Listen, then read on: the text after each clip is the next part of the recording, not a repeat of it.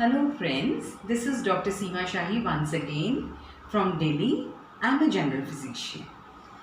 आज मैं आप सबको बताने जा रही हूँ हाइपोग्लाइसीमिया के बारे में। हाइपोग्लाइसीमिया क्या होता है, क्यों होता है, किन कारणों के कारण होता है, इससे कैसे बचाव किया जा सकता है और अगर हो जाए तो इसका क्या ट्रीटमेंट किया जा सकता है। तो हाइपोग्लाइसीमिया, जैसा कि नाम खुद ही संकेत दे रहा है, हाइपो यानी कि कम, ग्लाइसीमिया यानी कि शुगर इन द ब्लड। तो जब आपके खून में शुगर की मात्रा कम हो जाती है, उस सिचुएशन को हम कहते हैं हाइपोग्लाइसीमिया। अब ये सिचुएशन, इसकी कोई परफेक्ट डेफिनेशन नहीं है कि कितनी मात्रा हो तो हम कहेंगे कि हाइपोग्लाइसीमिया, लेकिन फिर भी जैसे कि इसको डिफाइन करेंगे तो इसको कहेंगे कि it is a clinical state where in there is decrease in the plasma concentration of glucose and the glucose levels जो हैं they go down to about 50 to 65 milligram per decilitre. ये बोला जाता है कि 50 से 65 तक जब आपकी शुगर्स नीचे गिर जाती है तो हाइपोग्लाइसीमिया कहलाया जाता है।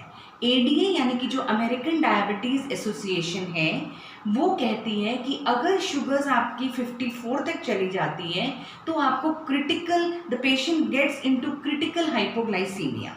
70 का लेवल एक ऐसा थ्रेशोल्ड लेवल है जहाँ पर अगर इंटरवेंशन करी जाए, अगर ट्रीट किया जाए तो पेशेंट उसमें ठीक हो सकता है। अब हाइपोग्लाइसीमिया आपको टाइप 1 डायबिटीज़ और टाइप 2 डायबिटीज़ दोनों ही सिचुएशंस में मिल सकता है।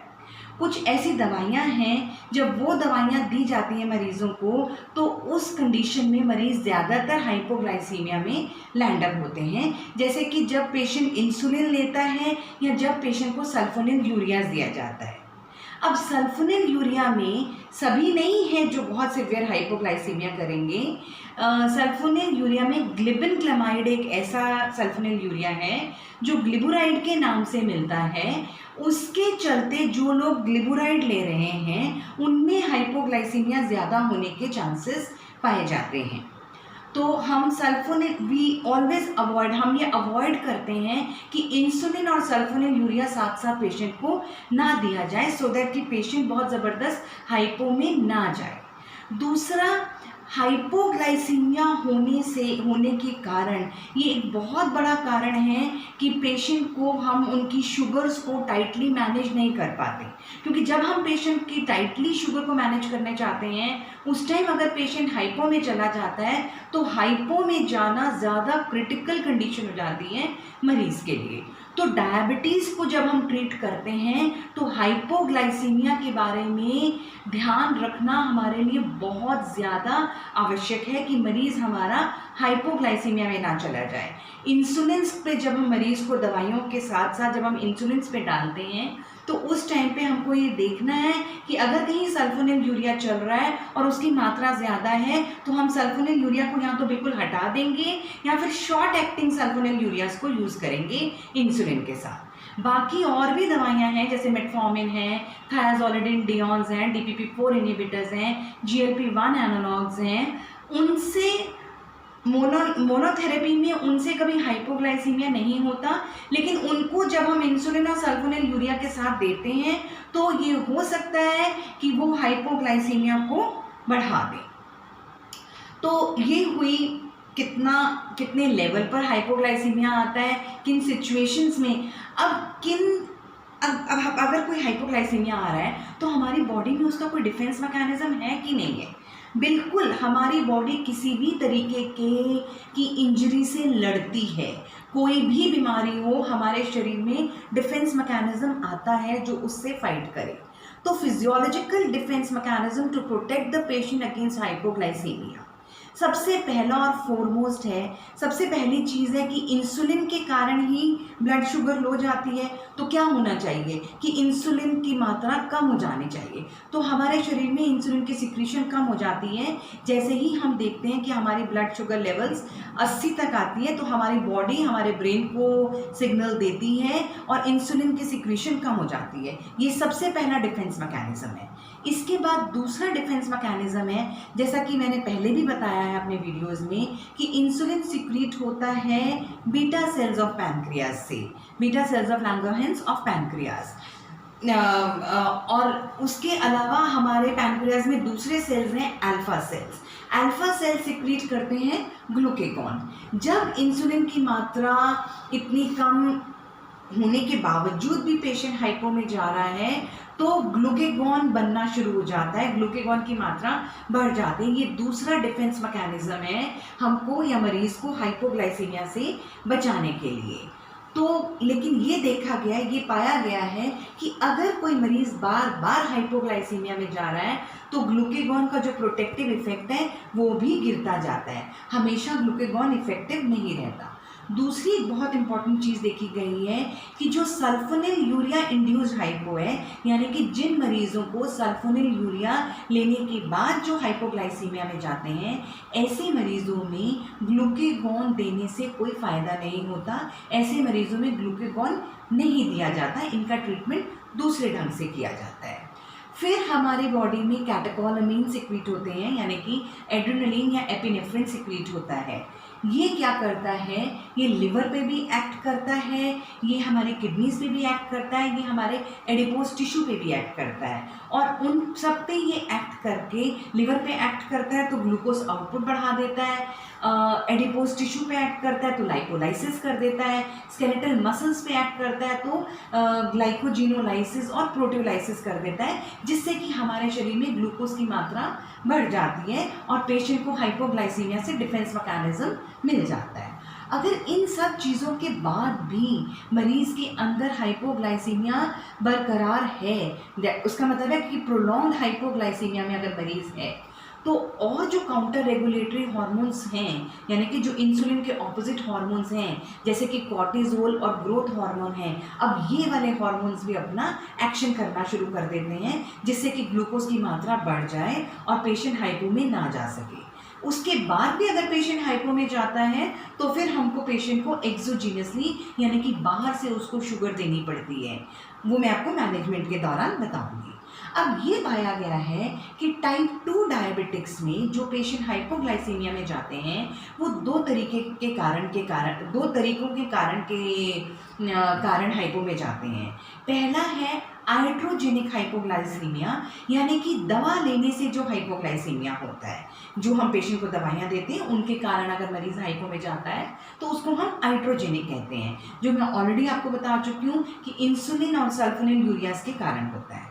दूसरा एक बहुत इम्पॉर्टेंट कारण है reactive hypoglycaemia of early diabetes. ये बहुत ही कम लोगों में पाया जाता है, ये उन लोगों में पाया जाता है कि जो कि ओवरवेट या ओबीज होते हैं। इसमें क्या होता है कि जब पेशेंट ने खूब अच्छे से कार्बोहाइड्रेट यानी कि खाना, रोटी, चावल, कार्बोहाइड्रेट किसी भी फॉर्म में ले लिया, उस टाइम पे अगर आप उसका ओजीटीटी करते हो तो आधे से 1 घंटे में देखा जाता है कि इंसुलिन बहुत कम सिक्रीट होता है और ब्लड शुगर बिल्कुल बहुत टॉप पे चली जाती है। दूसरी एक चीज़ होती है कि जब 4-5 घंटे हो जाते हैं खाने के बाद तो एकदम वो पेशेंट हाइपो में चला जाता है। क्यों? क्योंकि इंसुलिन की सिक्रीशन बहुत ज़्यादा बढ़ जाती है।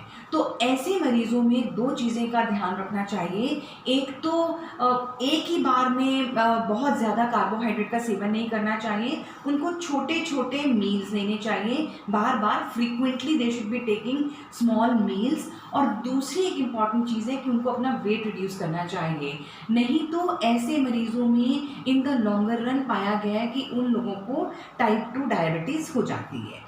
अब जैसे कि मैंने आपको बताया कि इंसुलिन देने से पेशेंट हाइपो में चला जाता है, तो हमको क्या ध्यान में रखना चाहिए as a doctor and as a patient भी, क्योंकि दोनों की तरफ से गलतियां हो सकती हैं जिसके कारण पेशेंट हाइपो में जा सकता है। एज ए डॉक्टर हमको इंसुलिन जब हम शुरू करते हैं तो ये बोला जाता है कि हमको धीरे धीरे चलना है, छोटी मात्रा स्टार्ट करनी है और धीरे धीरे इंसुलिन की डोज को बढ़ाना है, एकदम बहुत तेज़ी से नहीं चला देनी। क्योंकि अगर हम तेज़ी से पहली बार में ही अगर इंसुलिन की डोज पेशेंट को ज़्यादा दे देंगे, पेशेंट भाग जाएगा, क्योंकि अगर वो हाइपोग्लाइसीमिया में आया दोबारा अपना आपके पास आएगा और उसको इंसुलिन का इतना डर पड़ जाएगा कि वो दोबारा इंसुलिन लेगा भी नहीं। तो आपने ध्यान रखना है कि इंसुलिन को गो स्लो, धीरे धीरे ही उसकी मात्रा बढ़ानी है। दूसरी चीज़ है, अब मार्केट में पीकलेस इंसुलिन आ गए हैं, यानी कि लॉन्ग एक्टिंग एनालॉग्स हैं जिनमें कोई पीक नहीं होती, क्योंकि इंसुलिन जब अपनी पीक पे आता है उसी टाइम पे हाइपोग्लाइसीमिया होने के चांसेस ज़्यादा होते हैं। तो जो पीकलेस इंसुलिन है जैसे कि ग्लार्जिन हो गया, डेटामिल हो गया, डेग्लूडेक हो गया, इस तरीके के इंसुलिन को देने से पेशेंट हाइपोग्लाइसीमिया में ज़्यादातर नहीं जाता। या फिर जो रैपिड एक्टिंग एनालॉग्स हैं, रैपिड एक्टिंग एनालॉग्स जैसे कि लिस्प्रो, एस्पार्टग्लूलिसिन, इन सब में क्या रहता है कि जो आपकी खाने की मात्रा है उसके हिसाब से ये आपकी शुगर्स को कंट्रोल कर देता है। तो these are the rapid acting analogues and they really work very well. And इन सब चीज़ों पे ध्यान दिया जाए तो पेशेंट मोस्टली हाइपोग्लाइसीमिया में नहीं जाता। और मरीज़ क्या करते हैं, कई दफ़ा अगर सिरिंज से दे रहे हैं तो वो उनको नहीं मालूम पड़ता और वो गलत सिरिंज यूज़ कर देते हैं। दूसरी हमें चीज़ ये ध्यान रखनी है कि जब हम इंसुलिन पेशेंट को स्टार्ट कर रहे हैं, ये हमको देखना है कि उसका लाइफस्टाइल क्या है। अगर कोई पेशेंट बहुत ही सेडेंटरी लाइफस्टाइल का है, यानी कि वो उसकी एक्टिविटी बहुत कम है, तो उसको इंसुलिन की मात्रा शुरू में और कम करनी है और उसको ये कहना है कि प्लीज़ आप अपनी लाइफस्टाइल में चेंजेस लाइए, यानी कि आप थोड़ा सा चलना फिरना, फिजिकल एक्सरसाइज अपनी बढ़ाइए। दूसरी चीज़ है कि अगर पेशेंट का कोई रीनल डिसफंक्शन है, कोई हेपेटिक डिसफंक्शन है, तो इन सब चीज़ों को ध्यान में रखते हुए ही हम इंसुलिन को मरीज़ को स्टार्ट करेंगे। अब जब मरीज़ हाइपोग्लाइसीमिया में चला जाता है तो उसके क्या साइंस और सिम्टम्स होते हैं। देखो, इसमें दो तरीके के साइंस और सिम्टम्स होते हैं। एक तो होते हैं ऑटोनॉमिक साइंस एंड सिम्टम्स और दूसरे होते हैं न्यूरोग्लाइकोपेनिक।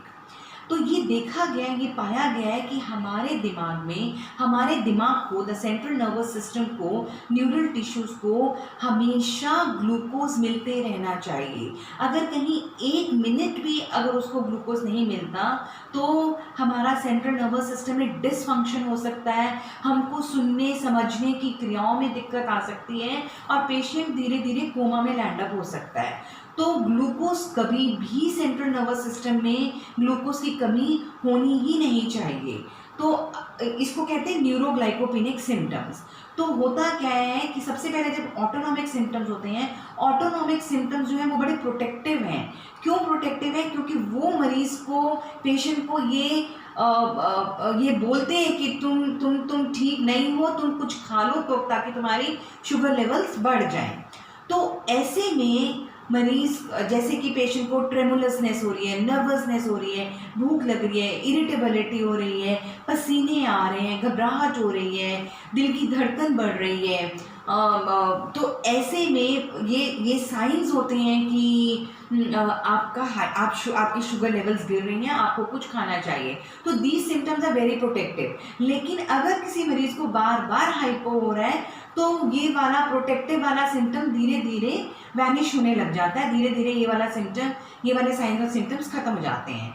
फिर आते हैं जब पेशेंट को इतने में भी पता नहीं चलता कि वो हाइपो में जा रहा है, तो न्यूरोग्लाइकोपेनिक सिम्टम्स आते हैं। न्यूरोग्लाइकोपेनिक का मतलब होता है कि जब आपके ब्रेन टिश्यू को ग्लूकोज नहीं मिल रहा, उस टाइम पे क्या सिम्टम्स आते हैं, पेशेंट कन्वल्जन्स में आ जाता है, फिट्स पड़ जाते हैं, यानी कि दौरा पड़ जाता है, और इस तरीके से मतलब पेशेंट को बहुत सारी परेशानियां आ सकती हैं, उसको बहुत डिप्रेशन भी हो जाता है, इमोशनल लबाइलिटी हो जाती है, बिल्कुल चुप सा पड़ जाता है, इरिटेबल सा हो जाता है। तो ये सारे साइंस और सिम्टम्स होते हैं। अब क्या है कि एक मरीज़ जो डायबिटिक है, जो ऑलरेडी कोई ट्रीटमेंट ले रहा है डायबिटीज़ की, ऐसे मरीजों में तो उनके सिम्टम्स से हम ये जान सकते हैं कि हाँ, इसको हाइपोग्लाइसीमिया हुआ है। लेकिन जो पेशेंट आपके पास आता है who is not a diabetic और वो कोई डायबिटीज़ की दवाई नहीं ले रहा, ऐसे मरीजों में क्या साइंस और सिम्टम्स होंगे? कैसे आप गेस कर सकते हो कि इस मरीज़ को ये हाइपो होगा? तो ऐसे में एक विपुल स्ट्रायड, जो एक साइंटिस्ट विपुल नाम के हुए थे, उन्होंने एक विपुल स्ट्रायड बनाया था जब वो इंसुलिनोमा के बारे में कर रहे थे। तो वो विपुल स्ट्रायड क्या होता है, जैसे कि पेशेंट को साइंस और सिम्टम्स आने लगते हैं हाइपोग्लाइसीमिया के, और उसी दौरान जब आप उसकी ब्लड शुगर्स चेक करोगे तो आप देखोगे कि उसकी ब्लड शुगर लेवल कम है, और उसको जब उस टाइम पे आप कार्बोहाइड्रेट्स दे दोगे तो उसकी ब्लड शुगर लेवल्स एकदम रेज हो जाती हैं। तो इसको कहते हैं विपुल्स ट्रायड, और ये नॉन डायबिटिक्स में डायग्नोस करने के लिए कि पेशेंट हाइपोग्लाइसीमिया में गया है बहुत ही हेल्पफुल रहता है। अब ये पाया जाता है कि क्या ऐसी सिचुएशंस होती हैं जो हाइपोग्लाइसीमिया में देखी जाती हैं, जैसे कि हाइपोग्लाइसीमिया अनअवेयरनेस। अभी तक जैसे मैंने बताया कि हाइपोग्लाइसीमिया अनअवेयरनेस जब हो जाता है मरीज को, तो उसको पता ही नहीं चलता कि वो हाइपो में जा रहा है, तो वो जैसे ऑटोनॉमिक सिम्टम्स आ भी रहे हैं वो उनको भी क्रॉस कर देता है, और जब शुगर लेवल्स उसकी बिल्कुल 45-50 तक आ जाते हैं, जब उसको न्यूरोग्लाइकोपेनिक सिम्टम्स आते हैं, तब कहीं या तो वो कोमा में चला जाता है या कुछ है, तो तब कहीं जाके ये पता पड़ता है कि वो हाइपोग्लाइसीमिया अनअवेयरनेस है। ऐसी सिचुएशन कब आती है? ऐसी सिचुएशन तब आती है जब पेशेंट को जो डायबिटीज़ की ड्यूरेशन है वो बहुत लॉन्ग टर्म से, जैसे कि कोई मरीज़ 8-10 साल से डायबिटिक है और उसकी ग्लूकोज कंट्रोल बहुत अच्छा है, तो ऐसे मरीजों में हाइपोग्लाइसीमिया अनअवेयरनेस हो जाता है। तो हमको ये ध्यान में रखना है कि बहुत टाइट कंट्रोल ना रखा जाए। अगर ऐसे पेशेंट्स को डायबिटिक जो लॉन्ग टर्म वाले हैं, अगर उनको हाइपोग्लाइसीमिया अनअवेयरनेस हो रहा है तो उनका टाइट कंट्रोल ना रखा जाए, थोड़ा सा उनके कंट्रोल को हम ढीला छोड़ दें, सो दैट वो हाइपोग्लाइसीमिया में लैंड अप ना कर जाए। दूसरी एक सिचुएशन होती है नॉक्टर्नल हाइपोग्लाइसीमिया। रात में मरीज हाइपोग्लाइसीमिया में चला जाता है, सुबह उठ के बोलता है कि मुझे रात में बहुत घबराहट हुई थी, या मुझे बहुत बुरे बुरे सपने आए थे, बहुत पसीने आए थे, और सुबह जब उसकी शुगर चेक करी जाती है तो सुबह उसकी फास्टिंग ग्लूकोज बहुत हाई होती है। तो इसको कहते हैं सोमोगी सिंड्रोम। इसमें क्या रहता है कि मरीज ने या तो रात में इंसुलिन लेवल्स ज़्यादा, इंसुलिन की डोज ज़्यादा ली है, या उसने अपना खाना स्किप किया है, या कुछ भी ऐसा किया है कि जिसके कारण उसकी शुगर लेवल्स गिर गए। तो इसके लिए रात में 2 या 3 बजे के करीब, अगर ये चीज़ रिपीटेडली हो रही है तो रात में 2 या 3 बजे के करीब शुगर चेक करनी चाहिए, जिससे कि हमें ये, और रिपीटेडली 4-5 दिन चेक करें, जिससे कि हमें पता चलता है कि 2-3 बजे के करीब पेशेंट की शुगर लेवल्स गिर रही हैं। दूसरा, उसकी इंसुलिन की डोज को, रात के समय वाली डोज को कम कर दें। तीसरा, उसको ऐसी इंसुलिन पे डालें जो पीकलेस हो। चौथा, बेड टाइम पे इंसुलिन दें, ना कि उसको खाने से पहले, डिनर से पहले इंसुलिन दें। तो इंसुलिन के टाइम को चेंज कर दें, इंसुलिन की डोज को कम कर दें। पांचवी चीज़ है कि खाने के बीच में, 2 मील्स के बीच में बहुत ज़्यादा गैप ना रख के छोटे छोटे हल्के स्नैक्स पेशेंट्स को देने चाहिए। यहाँ की बेड टाइम स्नैक्स दे दो, कि चाहे वो आधा एप्पल खा के सोया, या 2 बिस्किट्स खा के सोया, या कुछ भी ऐसा स्नैक लेके सोया, ताकि वो रात में 3 बजे के करीब उसकी शुगर लेवल्स गिरे नहीं। तो होता क्या है कि जब रात में शुगर लेवल्स गिरते हैं तो जैसे कि मैंने पहले बताया, बॉडी के डिफेंस मैकेनिज्म सारा वर्कआउट पे आ जाता है और पेशेंट की शुगर लेवल्स को वो बढ़ा देता है। दूसरा, ये भी देखा जाता है कि जब हम लेटते हैं, जो पेशेंट जब लेटता है तो ये डिफेंस मैकेनिज्म जो है ये थोड़े से कम हो जाते हैं, इनका एक्शन थोड़ा ब्लंट हो जाता है। तो इन सब चीज़ों का बहुत ध्यान रखना चाहिए। फिर ये देखा जाता है कि हाइपोग्लाइसीमिया से पेशेंट को मॉर्बिडिटीज़ हो जाती हैं, जिनसे कि इन द लेटर ऑन उसकी डेथ भी हो सकती है। अब किस किस तरीके की मॉर्बिडिटीज़ हो सकती हैं? न्यूरोलॉजिकली अगर देखा जाए तो पेशेंट कोमा में जा सकता है, पेशेंट को कन्वर्जन्स हो सकते हैं, सीजर्स हो सकते हैं, पैरालाइज हो सकता है, उसकी ऐसे डेथ भी हो सकती है। साइकोलॉजिकली भी पेशेंट साइकोसिस में जा सकता है, उसका बिहेवियर बिल्कुल बदल जाता है। अगर हार्ट या कार्डियोवैस्कुलर सिस्टम को देखा जाए तो अरिथमियाज हो सकते हैं, मायोकार्डियल इंफार्क्शन हो सकता है, और सेरेब्रोवैस्कुलर एक्सीडेंट्स यानी कि ट्रांजिएंट इस्कीमिक अटैक्स या स्ट्रोक यानी कि पेशेंट को लकवा भी मार सकता है। आँखों में अगर देखा जाए तो विट्रियस हैमरेज हो सकता है। तो इन सब चीज़ों का बहुत ध्यान रखना चाहिए, और अगर इनके बावजूद भी, इतना ध्यान रखने के बावजूद भी पेशेंट हाइपो में जा रहा है, तो अब ये देखना पड़ेगा ट्रीटमेंट के दौरान कि क्या पेशेंट इतना है कि वो खुद से खा सकता है, मतलब कितनी सिवियरिटी हाइपोग्लाइसीमिया की है। अगर पेशेंट खाना खुद से खा सकता है तो इमीडिएटली उसको 20 to 30 ग्राम्स ऑफ कार्बोहाइड्रेट्स देनी पड़ेगी इन द फॉर्म ऑफ, चाहे शुगर है, चाहे कैंडी है, चाहे ऑरेंज जूस है।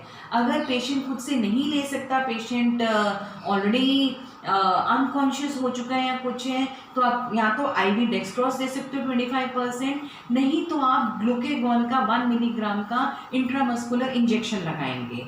15-20 मिनट आप वेट करेंगे, देखेंगे कि पेशेंट की शुगर्स बढ़ी। अगर फिर भी ज़्यादा फर्क नहीं पड़ा तो इन सब चीज़ों को फिर से हम रिपीट कर सकते हैं।